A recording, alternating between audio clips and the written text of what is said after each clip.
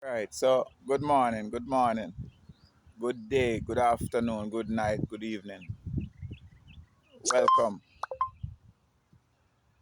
Here's one thing I want to just kind of get your mind to stay on for a little while, okay? It is a reality that I have observed from my days of growing up as a little boy in Jamaica. You can say I am from the Nubian race, right? But I have noticed ever since my parent moved us from Kingston, Trenchtown, to a place in South Chilani named Warsaw. In my little mind, I have observed something about communal living and as it relates to development and success for everyone. And the thing that I have observed over the years, not only in Warsaw but other places that I have lived, is this. Let us say in a community of 20 people, God made it so that all of those 20 persons are gifted in one way or another. Okay? So you have 20 people living in a community and all of them have a gift that is unique to them. And bear in mind now, their community is just one of many communities across the land. So there are people everywhere that can benefit from the gifts that these 20 people have in this particular community. What I have observed is that in that first community that I mentioned and others that I have lived in, people tend to do the following. They look around their community, right? And they observe that maybe one or two out of the 20 of them have started to put the gifts that they were born with to good use, right? To the extent now that they are making profit from using those gifts, right? Whether it be that they are making money or they are earning credits or they are becoming famous, you know, whatever it is, the other 18 observe that these two seem to be making some kind of progress, and they are making the progress by using the gifts that they have. What I have noticed is that the other 18 now, little by little over time, will begin to try to move into the space where those two active ones seem to be making progress and turning their backs on the gifts that they have in their individual lives. They try to crowd the space in which these two who chose and who dared to step out and try to make profit from their gifts. The other 18 over time tend to want to crowd into that space and start to use the gifts that the two brave ones had started to use, whether they were given those gifts at birth or not. They have theirs. But now, because they stay where they are in their corners and notice that the two persons who dared to step out and try seem to be making some progress and some success without even thinking through the situation properly. I have noticed that what people tend to do is try to get into that business, get into that space, whatever it is, in an effort, I would say, to try to benefit from what those two brave ones are appearing to be benefiting from. Are you following me? So for an example, let us say that the two that stepped out, one of them opened a shop, yeah, a grocery shop, and started selling groceries. They happen to be the first person from that community of 20 to try it. And it is working. It seems to be working because now everybody from the community of 20 is coming to that single shop to get what they want. What I have noticed now is that over time, just about all the other people in the community will tend to want to open shops of their own, right? And if you don't mind, they'll try to sell the same grocery that the first person started out selling,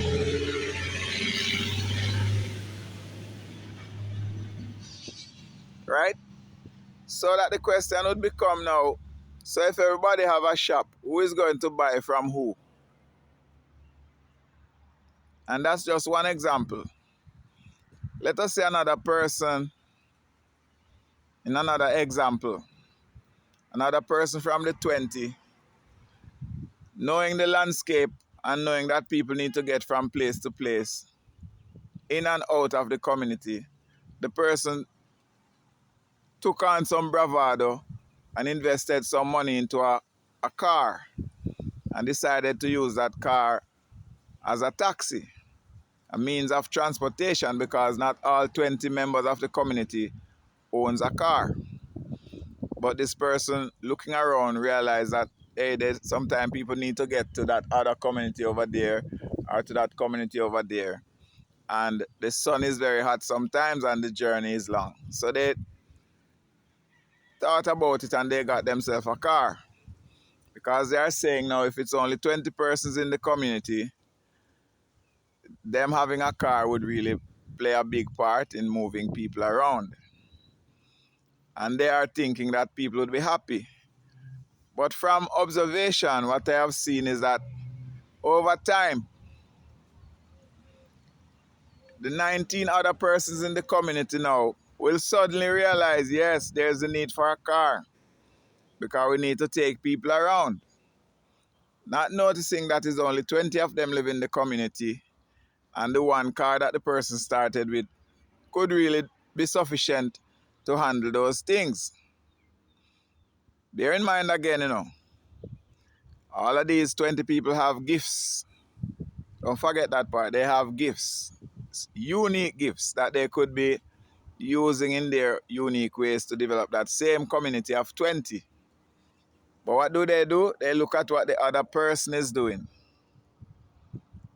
And then they choose to just jump on the bandwagon and do the same thing or similar thing.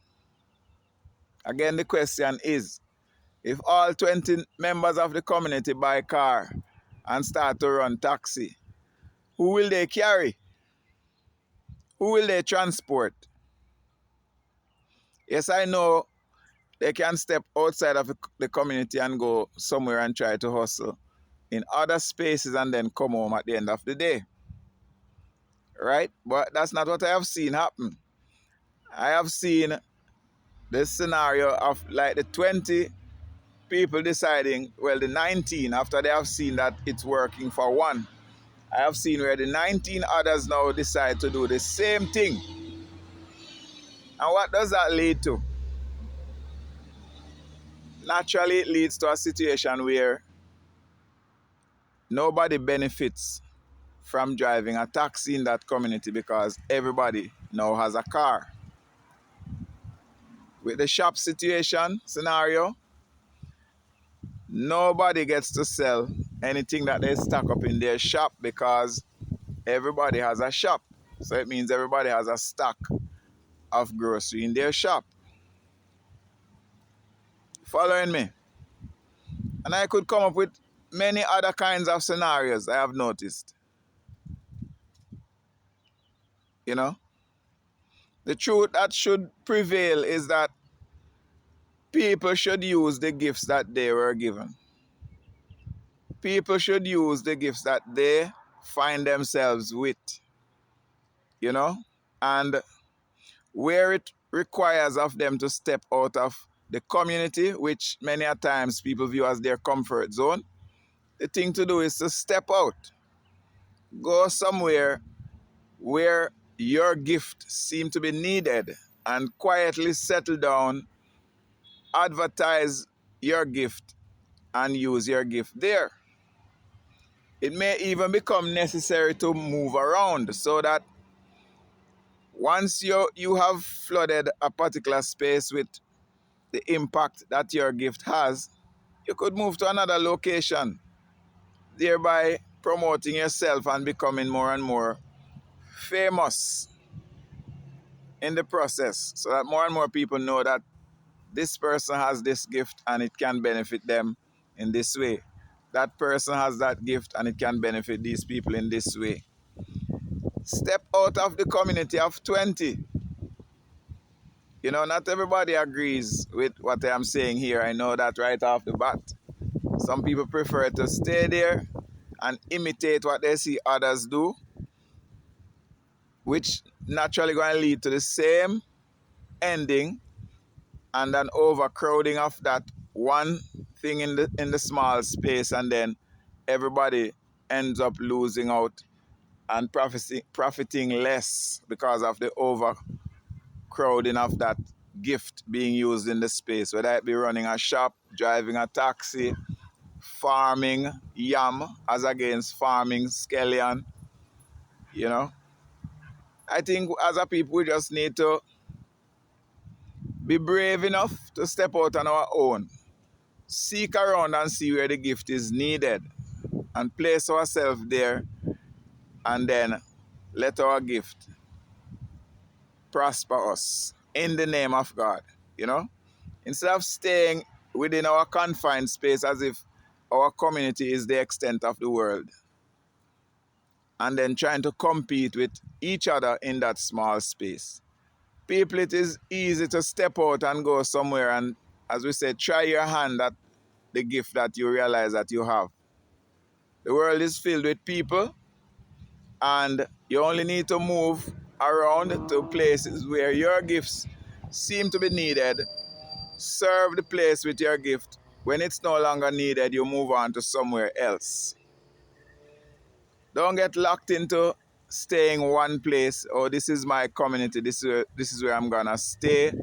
That man who started before me is not better at doing this gift than I am. So I'm gonna stay here and compete with him or her. And if we both fall into the dust, we fall into the dust. That kind of mindset is not good. It's really not right, and it's not sensible. So I'm just admonishing those who would listen, you know, to think about it and think back in your mind. Do you see this kind of thing happening? Have you ever seen it happen in your community, maybe where you grew up or where you have moved and lived since you became an adult? Do you see it happening? And can you see the outcome of that kind of behavior?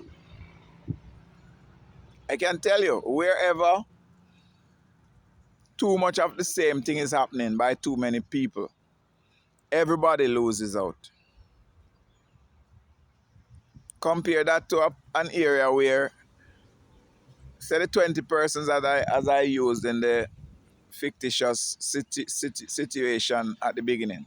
Let us say the 20 persons in the community decided from day one that each of them would set up the business that will require them to use their gift. So for example, one man's gift is to run a shop, one is to run a taxi, one is to farm onions, one is to farm yam, one is to reap and cut lumber and sell it, you know. One is to deliver water from wherever to the community. You think of the ideas. Imagine if all 20 persons in that 20-person community decided, okay, this is my gift, I'm going to use my gift. And they all set out to use their gift and stop looking at what the other person is doing. Yes, the beginning will be slow because, you know, not everybody will jump on and support each other. That's another thing in our nature too. But once they realize that, hey, the thing is available right here, why do I need to go out somewhere to get it when my fellow community member provides it here? It will catch on. And just by exercising a spirit of goodwill and communal living, those 20 persons in the community will end up serving each other well. Because what I don't have, I get it from you. What you don't have, you get it from me. What we don't have, we get it from our other neighbor over there. And then the interchanging goes around. Money passes from hand to hand. And 20 enterprises could end up being developed over time. See what I'm saying? Before you know it, word would spread outside of the community of how well this community is doing, how cooperative the people are, and how each person is benefiting.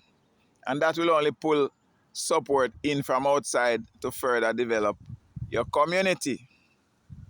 I am saying, people, we can stop watching what our neighbor is doing if our intent is not to support them. Stop watching what they are doing and then trying to do the same thing and then result in slowing down yourself, slowing down ourselves, and slowing down our neighbor within a community setting. It works better when everybody launches out independently and support each other. All right? I just wanted to share that. I hope you listened to the end. And I hope you made some sense of what I have said and that you're supportive enough to even share this with somebody else. All right? Until I talk with you again, it's one love as usual. You know, stay strong, stay faithful, stay positive, and be a supportive community member wherever you are in this world. Support others. You know, and don't ever wait on them to be supportive of you in order to support them. You just exercise that supportive spirit within you, and you will see how it turns around for you. Remember, God is above and He watching, you know. And He will bless who He will bless. All right? So you guys mull over this a little bit. Mull over it for a long time if you want. Share it. Like the channel and all of that. And we'll catch up with each other real soon. I try to find something to say to you ever so often. So until then, blessed love.